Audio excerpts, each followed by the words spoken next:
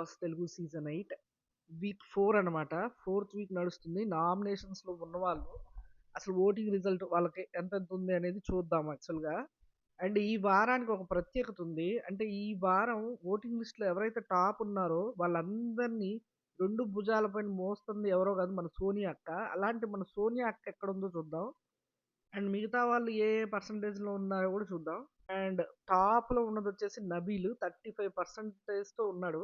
అసలు విష్ణుప్రియ వచ్చినా కూడా అప్పుడప్పుడు విష్ణుప్రియ 28, 29 తోనే సర్దుకుపోతుంది. ఎప్పుడన్నా ఒకసారి దాటుతుంది. నిఖిల్ వచ్చినప్పుడు ఎప్పుడన్నా ఒకసారి వెళ్తున్నాడు. అలాంటి పొజిషన్‌కి Nabeel at a time reach అయిపోయాడు. ఎవరి వల్ల? సోనియా ఆకుల వల్ల.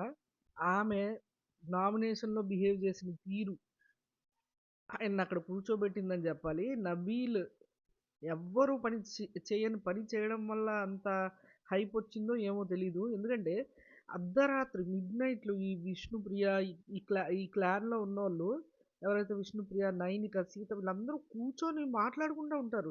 మొన్నైతే విష్ణుప్రియ స్ట్రెయిట్‌గా చెప్పేసింది.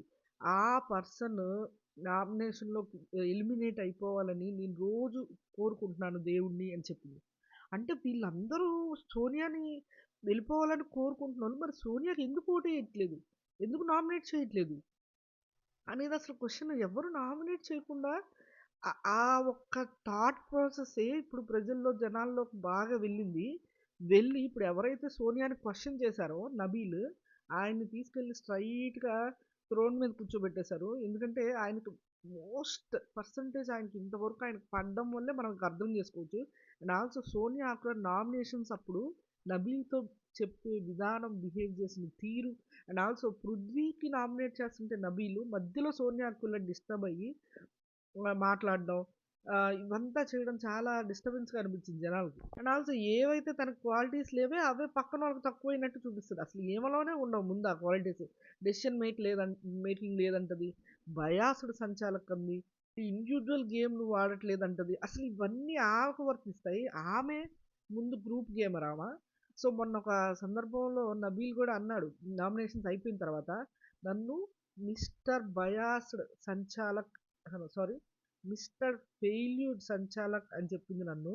నేను అప్పుడు ఏం చెప్పుండాల్సిందంటే మిస్ గ్రూప్ గేమర్ అని చెప్పుండాల్సింది. ఇక నుంచి నేను ఎప్పుడు సోనియాని అదే పిలుస్తాను. ఆమెకు అంత బ్యాగేజ్ వెనకాల పెట్టుకొని నన్నెలా అంటది అని చెప్పి నబీల్ కూడా అన్నాడు. అండ్ ఆల్సో నబీల్ మీద ఈ పృథ్వీ, సోనియా ఇద్దరు కలిసి వచ్చి మాట్లాడడం మొదలెట్టారు. ఆయన ఒకళ్ళని ఇండివిజువల్గా నామినేట్ చేసినప్పుడు. సో అది కూడా జనాలకు నచ్చలేదు. ఆల్సో ఈ ఇప్పుడు ఈ ఈ నామినేషన్స్లో విష్ణుప్రియ అంటే టాప్ కంటెండర్స్ అయిన విష్ణుప్రియ లేదు. అండ్ ఆల్సో నిఖిల్ లేదు. ఆ ఓటర్స్ అంతా ఏం చేశారు? మేబీ ఆ ఓటర్స్ ఏమన్నా నబీల్‌కి ఓట్ చేస్తారా అని కూడా ఒక డౌట్ ఉంది. అండ్ ఆల్సో ఎవరైతే జనాలు సోనియా చేసే చేష్టలు భరించలేక విసిగిపోయి ఉన్నారో వాళ్ళు సోనియా బయటకెళ్ళాలనుకునే వాళ్ళు ఇంతవరకు ఎవ్వరు సోనియా నామినేట్ చేయకపోయేటప్పటికి వెయిట్ చేస్తూ ఉన్నారు చాలామంది. సో నబీల్ ఒక్కసారిగా అలా ఆమెను నామినేట్ చేసేటప్పటికి జనాలు గూడా ఓహ్! వచ్చాడు హీరో అన్నట్టుగా ఆయనకే ఓటింగ్ గుద్దడం మొదలెట్టారు. ఇంకో పాయింట్ ఏంటంటే, ఒకానొక సందర్భంలో నామినేషన్ అయిపోయిన తర్వాత సోనియానే కామెంట్ చేసింది. నబీల్ ఎందుకు నీకు ఓటేసాడు అంటే ఆయన దగ్గర ఒక్క నామినేషన్ పాయింట్ కూడా నా మీద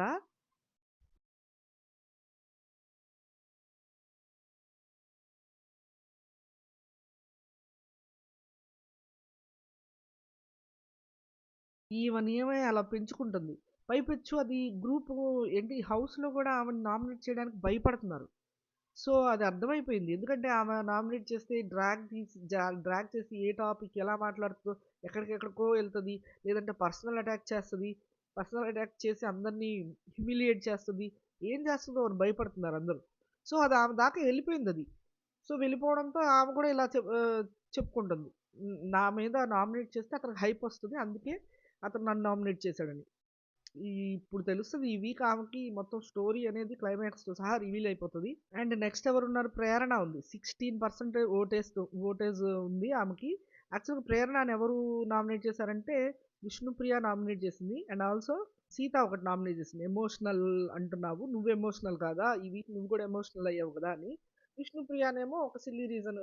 అదైతే కొంచెం ఇదనే చెప్పాలి. ఎందుకంటే విష్ణుప్రియ ఏం చెప్పిందంటే నిన్నేదో ఆటలు అది గూడా. నిన్నేదో 'పృథ్వీ' అన్నాడు. నువ్వు దాని గురించి స్టాండ్ తీసుకోకుండా ఏదో నేను ఎగ్స్ తీసుకో దానికే స్టాండ్ తీసుకున్నావు కదా! మరి నీకు నువ్వు స్టాండ్ తీసుకోవాలి గదా! అన్నట్టు అడిగింది. సో, ఆ 2 కొంచెం పెద్ద ఇంట్రెస్ట్ లేని పాయింట్స్ కాబట్టి, సీరియస్ పాయింట్స్ కాదు కాబట్టి, ప్రేరణకి యాజ్ యూజువల్ ఓటింగే ఉంది. ఎందుకంటే లాస్ట్ వీక్ పోరాడి ఆడిన వాళ్ళలో యష్మి ఒకటి, ప్రేరణ ఒకటి. సో, అదెవరు మర్చిపోకుండా జనాలు ప్రేరణకు మంచి ఓటింగ్ ఉంది. సెకండ్ పొజిషన్‌లో ఉంది. And Manikanta next. మణికంఠ 16%తో ఉన్నాడు. సేమ్ ప్రేరణకి, ఈయనకి కొన్ని ఓట్ల డిఫరెన్సే ఉంది. కాకపోతే థర్డ్ పొజిషన్‌లో ఉన్నాడు. తెలిసిందే గదా! మణికంఠని మోస్ట్‌లీ అందరూ ఎమోషనల్‌గా వీకు, ఫిజికల్‌గా వీకు అని నామినేట్ చేశారు. పృథ్వీ, యష్మి అండ్ సీత నామినేట్ చేశారు. సీత ఏం చెప్పిందంటే, "నువ్వు ఏ మూడ్‌లో ఎప్పుడు ఎలా ఉంటావో తెలీదు. నీ దగ్గర కూర్చోవాలంటే భయంగా ఉంది. అప్రోచబుల్ కింద నామినేట్ చేశానని" చెప్పింది. అండ్ ఆల్సో ఇటు యష్మి వీళ్ళిద్దరూ ఫిజికల్ అండ్ మెంటల్లీ వీక్ అన్నట్టుగా నామినేట్ చేశారు. అప్పుడు మనకంటే చెప్పుకున్నాడు, నేను మెంటల్లీ వీక్, ఫిజికల్లీ వీక్ అయి ఉంటే నేను మళ్ళీ గేమ్‌లోకి ఎలా వస్తాను? కొంచెం ఇంజ్యూర్ అయ్యాక బయటికెళ్ళి మళ్ళీ వచ్చి జాయిన్ అయ్యాను గదా! నేనేం గేమ్‌ని నేను ఫిజికల్లీ వీక్ అని చెప్పి గేమ్‌లోంచి బయటికెళ్ళిపోయి కూర్చోలేదు కదా! అని బానే డిఫెండ్ చేస్తున్నాడు. అండ్ ఆల్సో గేమ్ కూడా చూపిస్తున్నాడు. గేమ్ ఆడుతున్నాడు కాబట్టి ఖచ్చితంగా మణికంఠకి మంచి ఓటింగే ఉంది. కాకపోతే మణికంఠ డ్రాబ్యాక్ ఒకటి నాగార్జున గారు చెప్పారు ఆల్రెడీ.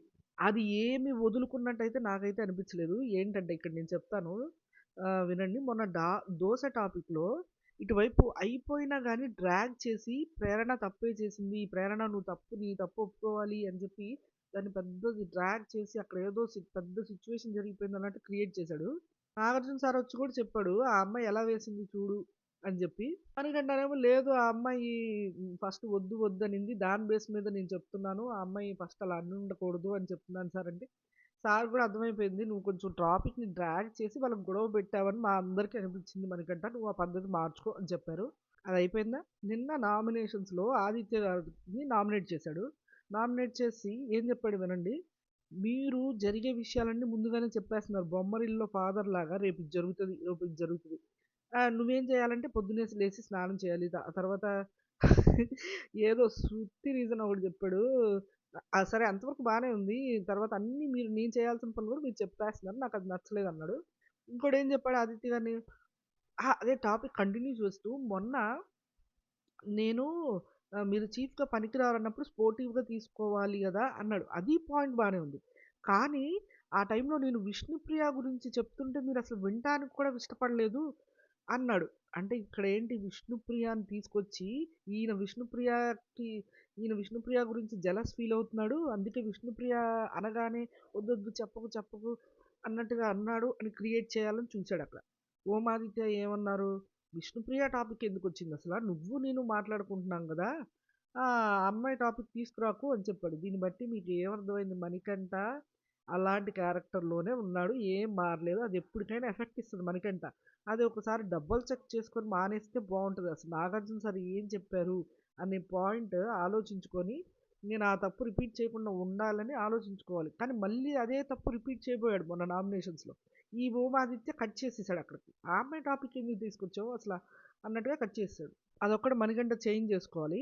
అండ్ ఆల్సో ఇటు ఆదిత్య గారు ఫోర్త్ పొజిషన్‌లో ఉన్నాడు. 15% ఓటింగ్‌లో ఉంది. వీళ్ళిద్దరికి 1% ఓటింగే తేడా. అంత మొన్న థర్డ్ వీక్ నామినేషన్స్ అప్పుడు కూడా వెళ్ళిపోతాడేమో ఆయనే లాస్ట్ సెకండ్ వీక్ నుంచి శేఖర్ భాష నుంచి ఆయనే లాస్ట్‌లో ఉన్నాడు అనుకుంటూ వచ్చాము. లాస్ట్ వీక్ ఎటు లేరు ఆయన. నామినేషన్స్‌లో బతికిపోయారు అనుకున్నాం. కానీ ఈసారి ఏకంగా ఫోర్త్ ప్లేస్‌కి పాకారు. ఏంటంటే ఆ విషయం నిన్న నామినేషన్‌లో చూస్తే ఆయన మాట్లాడిన పాయింట్స్ సూపర్ ఉన్నాయి. అండ్ ఆల్సో మన సోనియా అక్కే ఈయన్ని కూడా పైకి లేపిందని చెప్పాలి. అటు నబీల్‌ని పైకి లేపింది తన చేతులతో అండ్ ఆదిత్య గారిని కూడా పైకి లేపింది. ఆయన ఎక్కడో ఎళ్ళిపోవాల్సినోడు. అలాంటిది సోనియా పుణ్యమా అని చెప్పి ఆయన ఫోర్త్ పొజిషన్‌లో ఉన్నాడు. విషయం ఏంటంటే నిన్న నామినేషన్స్‌లో ఫస్ట్ టైమ్ ఆయన బ్యాక్‌గ్రౌండ్ చెక్ చేసుకొని అంటే పాయింట్ టు పాయింట్ ప్రిపేర్ అయ్యి హ్మ్, పాయింట్స్ తీసుకొనొచ్చి నామినేట్ చేసినట్టు ఫస్ట్ టైమ్ అనిపించింది మనకి. ఇదివరకటి వరకు సిల్లీ రీజన్స్‌తో సొంత ఫ్రెండ్స్‌ని బ్యాక్ స్టాబింగ్ చేస్తున్నట్టుగా ప్రతీది అనిపించేది. అలాంటిది ఈసారే ఫస్ట్ టైమ్ అలా అనిపించింది. ఆయన బాగా ఎఫర్ట్స్‌తో నామినేషన్ చేశాడు. ప్రతి పాయింట్ బానే మాట్లాడాడు అన్నట్టు. అండ్ ఆల్సో ఇటువైపు సోనియా నామినేట్ చేస్తున్నప్పుడు ఆదిత్య గారికి చెప్పిన పాయింట్స్ అసలు బాగా జనాలకు మెంటలెక్కిచ్చేసినియి. ఏంటంటే అసలు ఏంటి ఈ అమ్మాయికి ఇంత పొగరు అనిపించేలా అనిపించినియి. ఏంటంటే సార్ మీరే సార్ మిమ్మల్నే నామినేట్ చేస్తున్నాను లెగవమంది ఫస్ట్. లేచిన తర్వాత మీకు పెద్దగా పాయింట్స్ కూడా ఏమీ లేవు. ఎందుకంటే ఈ వీక్ ఎటు పర్ఫార్మెన్స్ కూడా లేదు గదా! అని చెప్పింది. చెప్పి ఎటు మీరెళ్ళిపోతారని ఫిక్స్ అయిపోయారు గదా! ఎళ్ళిపోండి సార్ అంటుంది. ఇప్పుడు తెలుస్తుంది ఈ వీక్ ఆమెకి ఎవరెళ్ళిపోతారో. ఎళ్ళిపోండి సార్ సూట్‌కేస్ సర్దుకోండి అన్నట్టుగా చెప్పింది. మీరే అన్నారు ఒకానొక సందర్భంలో నేను ఇంతవరకు ఉండడమే ఎక్కువ అని అన్నట్టు మాట్లాడింది. సో, ఆదిత్య ఏమో దీంతో పెట్టుకుంటే ఇది అవ్వదులే అని జెప్పి ఆయన నామినేషన్‌కెళ్ళిపోతుంటే, "ఉండండి సార్ ఉండండి నా పాయింట్స్ ఇంకా అవ్వలేదు" అని జెప్తా ఉంటది. అని జెప్పి సరే ఈ అంటే ఆయన పాపం వాగలేక ఈమెతో అందరూ పెట్టుకోవట్లేదు. అలాంటిది ఈయనే కొంచెం కాన్వర్జేషన్ తక్కువ మాట్లాడి ఈయనకెందుకు ఇలాంటి తలనొప్పి అనుకున్నాడో ఏమో వెళ్ళిపోబోయాడు. అయినా గూడా ఆగండి అని జెప్పి పాయింట్స్ చెప్పబోతూ చెప్తది. మీరు మొన్న టాస్క్ ఆడేటప్పుడు గొర్రెల టాస్క్‌లో అందరూ ఆడుతున్నారు. అందరూ ఆడుతుంటే మీరు కొంచెం ఎదురొచ్చి వీళ్ళంతా ఎదురొచ్చి నుంచున్నప్పుడు మీరసలు అటాకింగ్ మోడ్‌లో ఎందుకు లేరు అని అడుగుతుంది. ఆదిత్య పిచ్చెక్కింది. ఎందుకంటే ఆయన కొంచెం ఎఫర్ట్స్ తీసుకొని ఆడిందే ఆ గేమ్. అందులో కూడా నువ్వు ఏం ఆడలేదన్నట్టుగా మాట్లాడితే ఆయన మైండ్ పోయింది. అమ్మా నీకు తెలీదేమో మీ క్లాన్‌లో నిఖిల్‌ని, పృథ్వీని అడుగు నేనెంత గేమ్ ఆడానో వాళ్ళకి తెలుసు బాగా. నేనైతే బానే ఆడానమ్మా. ఇంకా అటాకింగ్ మోడ్‌లో లేను అంటావా? అదెందుకు జరిగిందంటే మా చీఫు ఒకానొక టైంలో చెప్పాడు వైలెన్స్ చేయొద్దు అని. అప్పుడు ఆపేసాం మేము. అప్పుడు ఆపేసి మేము డిఫెండ్ చేసుకోవడమే మొదలెట్టాము. అప్పటి వరకు అటాక్‌లు అయినియి, డిఫెండ్‌లు అయినియి అన్నీ జరిగినియమ్మా. నేనేమి ఖాళీగా కూర్చోలేదని ఆయన క్లియర్‌గా చెప్పాడు. చెప్పి నువ్వు ఏదేదో పాయింట్ తీసుకొస్తావు నాకదంతా అనవసరం. నీ పాయింట్ నీది. సరే వచ్చి నామినేట్ చేసుకో. నేను ఇది నా విషయం నేను చెప్పాను అని చెప్పేస్తాడాయన. సరే వచ్చి నామినేట్ సరే పదండి అయితే. మీరు ఇంక వేరే వినాలని గూడా లేపోతే ఇంకేం జేయను నేను అంటది. వినాలని గూడా అంటే ఉన్న నిన్న యష్మిని నామినేట్ నిన్న యష్మి సోనియాని నామినేట్ చేసింది. నామినేషన్స్ అయిపోయి తర్వాత ఒక గంట, 2 గంటలవుతున్నా ఇంకా వదలదు. అదే పాయింట్ మీద మాట్లాడుతది. మళ్ళా ఆమె మాట్లాడింది హ్యూమిలియేషన్‌గా ఆమె క్యారెక్టర్‌ని దెబ్బతీసేలా మాట్లాడింది. నాగార్జున సార్ ఎన్ని సార్లు చెప్పినా ఆమె క్యారెక్టర్ మీద రాకూడదు. ఇక్కడ గేమ్ వరకే చూసుకోవాలంటే ఆమె క్యారెక్టర్ దెబ్బతీసేలాగా మాట్లాడింది. సో, ఆ పాయింట్ కవర్ చేసుకోవడానికి మళ్ళీ 2 గంటలు ఆమెతో నామినేషన్స్ అయిపోయినా గూడా దెబ్బలాడింది. ఆఖరికి యష్మినే చేతులెత్తేసి, "అమ్మ నా పాయింట్ నేను చెప్పాను. నీ పాయింట్ నువ్వు చెప్పావు. నీకు ఇంకా ఏమైనా చెప్పుకోవాలంటే కెమెరాకి చెప్పుకో, బిగ్ బాస్‌కి చెప్పుకో. ఇంక నాతో అయితే మాట్లాడకమ్మా అయిపోయింది" అని యష్మి గూడా హ్యాండ్ రైజ్ చేసేసింది. అంత స్టఫ్ ఉంది సోనియా దగ్గర.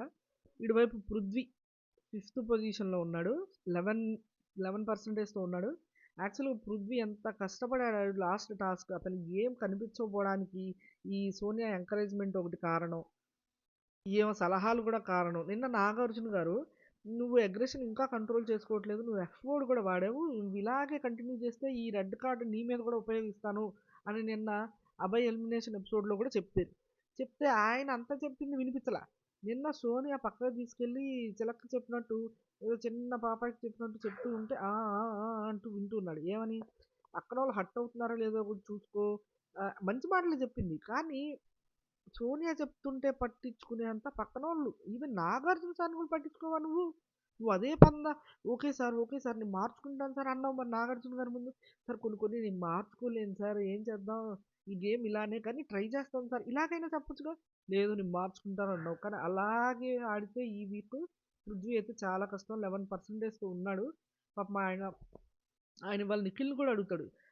ఏంటి నువ్వు నేనింత కష్టపడి ఆడినా నేనెక్కడుంటే అక్కడ టీమ్‌కి స్ట్రెంత్ అంటున్నారు గదా! మరి ఏంటి నాకెందుకు ఇవ్వట్లేదు ఛాన్స్? నువ్వు నన్ను సేవ్ చేసి ఉండొచ్చు కదా! నైనికాని బదులు అని స్ట్రెయిట్‌గా క్వెషన్ అడిగాడు. నిఖిల్ దగ్గర ఆన్సర్ ఉండదు. తెలిసిందే గదా! నిఖిల్ కూడా చాలా స్ట్రాటజీ ప్లే చేస్తున్నాడు. Safe gamer. నైనికాని ఎందుకు సేవ్ చేసాడో కూడా ఒక ఇదుంది. నైనిక చెప్పింది మొన్న నాగార్జున గారి ఎపిసోడ్ ముందు. నిఖిల్ మీద నాకు కొంచెం గిలుంది. ఎందుకంటే నాకు ఎవరైతే అఫెండర్సో వాళ్ళతో పాటే ఉంటాడు కాబట్టి నిఖిల్‌తో ఏది మాట్లాడినా అంత చనువు లేదని చెప్పింది. సో, అది పోగొట్టాలని నిఖిల్ 9 ఇచ్చాడు. సో, ఇక్కడ పృథ్వీ ఏమవుతుందంటే పృథ్వీ గేమ్ ఆడుతున్నాడు. బట్ స్టిల్ ఎందుకు రావట్లేదు అంటే కొన్ని ఇలాంటి పాయింట్స్ లేవు పృథ్వీ దగ్గర. అండ్ పృథ్వీ నేను క్లాన్ మారటానికైనా సిద్ధంగా ఉన్నాను. ఎందుకంటే నాకిక్కడ అప్రిసియేషన్ లేదు. నేనేం చేసినా ఎవరు మెచ్చుకోవట్లేదు. అంటే నాకేమి ఇవ్వట్లేదు అన్నట్టుగా చెప్తాడు. నాకు ఓ డౌట్ ఏంటంటే ఇక్కడ పృథ్వీకి కానీ, సోనియాకి కానీ నిఖిల్ క్రాస్ ఓటింగ్ పడట్లేదు. ఎందుకని? నాకు తెలీదు ఆ విషయం అసల. అదే ఆలోచిస్తున్నాను. పృథ్వీకైనా పడాలి గదా! ఇప్పుడు సోనియా మీద చాలా మంది జనాలు వ్యతిరేకత ఉంది. కానీ పృథ్వీకి ఎందుకు పడట్లేదు పాపం. ఆయన 9%తో ఉన్నాడు క్రితంసారి. కొంచెం పైకెక్కాడు. ఎందుకంటే మెయిన్ క్యాండిడేట్స్ లేరు కదా! విష్ణుప్రియ అండ్ నిఖిల్ గాని ఇద్దరు లేరు. సో, కొంచెం పైకెక్కాడు కానీ స్టిల్ హ్మ్. హ్మ్. లాస్ట్ బట్ వన్‌లోనే ఉన్నాడు. ఫిఫ్త్ పొజిషన్‌లోనే ఉన్నాడు. అండ్ నెక్స్ట్ మన అక్క సోనియా గురించి. ఎంత త్యాగమూర్తి అంటే ఇటు నబిల్‌ని పైకెక్కిచ్చింది. ఇటువైపు ఆదిత్య గారిని అసలు ఎలిమినేట్ అయిపోవడానికి రెడీగా ఉన్న ఆయన్ని కూడా పైకెక్కిచ్చింది తన భుజాల మీద. కానీ అందరిని తానే మోస్తుంది. సోనియా 8%తో లీస్ట్‌లో ఉంది. ఆమె గురించి ప్రత్యేకంగా చెప్పనవసరం లేదు. ఈ వీక్ అంతా ఫస్ట్ వీక్ నుంచి ఆమె ఆడిన తీరు, ఆమె నోటి దురుసు, గ్రూప్ గేమ్ అని నిఖిల్‌ని కార్నర్ చేసి, ఆమె గ్రూప్‌లోకే తెచ్చుకుంది గదా! ఆ అదంతా ఆ గేమ్ గురించి అస్సలు చెప్పనవసరం లేదు. అండ్ లాస్ట్ వీక్ ఆడింది ఇంకా చెప్పనవసరం లేదు. ఇక్కడ సోనియాకి నిఖిల్ క్రాస్ ఓటింగ్ పడుతుందా అంటే లేదనే చెప్పాలి. ఎందుకంటే అంత లీస్ట్‌లో ఉంది. ఇంకా ఏమైందంటే ఈ నిఖిల్ ఫ్యాన్స్ అందరికి అర్థమైపోయింది. నిఖిల్ స్ట్రాటజీయే వేరు. సోనియాని గూడా ఇరికించడానికే ట్రై చేస్తున్నాడు అన్నట్టు అర్థమైపోయింది. ఎప్పుడు మొన్న అభయ్‌కి చెప్తాడు గదా! మొత్తం కమాండింగ్ చేస్తదిరా. నేనెప్పుడు ఏం చేయాలో కూడా తనే చెప్తుంది. అన్ అందరి ముందు నా పర్సనల్ తీసుకొచ్చి పని చేసిందిరా. అందుకే నేనేం చేస్తానంటే రెడ్ ఎగ్ తీసుకెళ్ళి సోనియాకిస్తాను. సోనియాకిస్తే తనెలా చీఫ్‌గా చేస్తదో నేను చూడాలనుంది. అంటే అసలతను చెప్పే విధానమే అర్థమైపోతుంది. సోనియాని ఇరికిచ్చాలనుకుంటున్నాడు. ఇక్కడ చీఫ్‌గా నోటి దురుసుతో సరిగ్గా ఉండలేదు. సోనియాని ఇరికిచ్చాలనుకుంటున్నాడు అర్థమైపోతుంది. ఇంక నిఖిల్ ఫ్యాన్స్ ఎందుకు సపోర్ట్ చేస్తారు సోనియాని. కానీ సోనియా పాపం నిఖిల్‌కి ఎదురు ఎళ్దామన్నా ఇది కరెక్ట్ పొజిషన్ గాదు. ఒకవేళ నిఖిల్ నుంచి ఆమె బయటికెళ్ళిపోతే నిఖిల్ సపోర్టర్స్ కూడా ఈమెకు సపోర్ట్ చేయకుండా ఓటేయరు. ఆ ఆలోచనలో పడింది. మొత్తానికైతే వాళ్ళకి ఎన్ని గొడవలు జరిగినా అలాగే కలిసుంటున్నారు. అండ్ ఆదిత్య గారికి చెప్పిన మాటలు తలుచుకుంటేనే అందరికి నవ్వొస్తుంది. మీరు వెళ్ళిపోవడానికి రెడీగా ఉన్నారు కదా! బ్యాగ్ కూడా సర్దేసుకోండి. ఈ వీక్ మీరు ఖచ్చితంగా రెడీ అయిపోండి అన్నట్టు చెప్పింది. అలాంటిది సోనియానే లీస్ట్‌లో ఉంది. అది తెలుసుకొని ఎంత షాక్ అవుతదో చూడాలి మనం రేపు. చాలామంది అంటున్నారు సోనియా బయట చారిటీలు అవి ఇవి చేస్తది. మరి ఏంటో ఆమె బిహేవియర్ లోపలికొస్తే అలా ఉంది అని. ఆమె క్యారెక్టర్ ఏంటో దేవుడికి తెలియాలి. కానీ ఇవాళ యష్మి మీద చేసిన కామెంట్స్ చాలా దారుణం. కానీ నువ్వు ఆలోచించిన విధంగా నేను అనలేదని సోనియా మాట మార్చింది. మరి ఏది నిజమో మనకు తెలీదు. యష్మిని ఏమందంటే, "నువ్వు నా గేము ఏమీ లేదంటున్నావు కదా! అసలు నువ్వు ముందు నా గేమ్ చూసావా? నువ్వెప్పుడు నిఖిల్‌ని, పృథ్వీనే చూస్తూ ఉంటావు" అంది. సో, అది ఆ మాట అనడం తప్పు కదా! దాని ప్రభావమో ఏమో తెలీదు గానీ, అంటే ముందు నుంచి సోనియా మీద వ్యతిరేకత ఉంది. దీని ప్రభావం ఇంకా పడడంతో ఆమె బాగా లీస్ట్‌లో కొనసాగుతుంది. 8%తో ఉంది. ఈ వీక్ ఆమె ఖచ్చితంగా ఎళ్ళిపోతది అని చెప్పలేము. ఎందుకంటే ఇంకా 4 డేస్ ఉంది ఇంకా. మనం ఏం చెప్పగలం ప్రస్తుతానికైతే సోనియా ఆ రేంజ్‌లోనే ఉంది. కానీ ఇంత టాప్‌లో ఉన్న నబీల్ మళ్ళీ పడిపోతాడని మనం అస్సలు అనుకోము. ఖచ్చితంగా సోనియాకి, పృథ్వీకి మధ్య పడతా ఉంటది. బట్ స్టిల్ సోనియానే లీస్ట్‌లో ఉంటదని ఖచ్చితంగా చెప్పాలి.